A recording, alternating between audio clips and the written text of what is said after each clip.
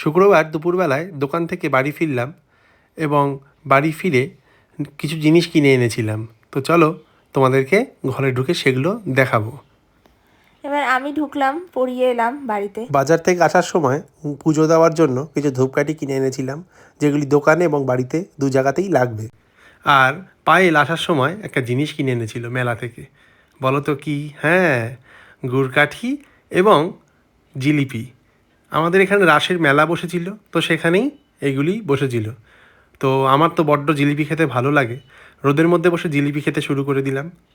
আর আমিও দেখো রোদে দাঁড়িয়ে ভাতটা বসিয়ে দুটো মেরেই দিলাম জিলিপি। কে আর লোভ সামলাতে পারে বলো? আর দাঁড়িয়ে দাঁড়িয়ে খাচ্ছি আর বাইরের দৃশ্য দেখছি। আবার খেতে খেতে একটুখানি গিয়ে ভাতটা আমি দেখে নিলাম যে না ঠিকঠাক হচ্ছে নাকি।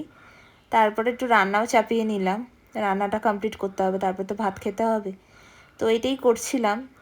আর আমি ওইদিকে, ও পায়েল ওদিকে ভাত রান্না করছে আর আমি এদিকে বসে বসে টিভি দেখছি। তো আমার আর কি কাজ, যতক্ষণ না খাবার হয় টিভি দেখি। তারপরে আমি একটু পেঁয়াজ কালি ভেজে নেব, একটুখানি ভাতের সাথে খাবো, তাই জন্য পেঁয়াজ কালি কেটে নিচ্ছিলাম।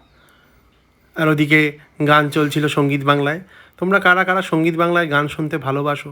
যে এটা যেন একটি নস্টালজিয়া, ছোটোবেলার স্মৃতি মনে পড়ে যায়। কি বলো তোমরা? তারপরে অবশেষে ভাত হয়ে গেল। এবার ভাত বাড়ছি আমি আর আমার বর দুজনে খাবো বলে। তাই ভাত দেখো কত ধোঁয়া উঠছে, গরম ভাত। আর এদিকে পায়েল খাওয়ার বেড়ে দিয়েছে, আর আমি তো খাওয়ার জন্য একদম বসেই ছিলাম, কখন খাবো। যাক, আর দেরি করব না। পায়েল পরিবেশন করছে আর আমি এদিকে খাওয়ার জন্য একদম বসেই রয়েছি, আর দুজনে মিলে একটি সিরিয়াল দেখছিলাম। তো এইভাবেই আমাদের দুপুরটা শেষ হলো। এখন খাবো, তো দেখা হচ্ছে পরে। টাটা।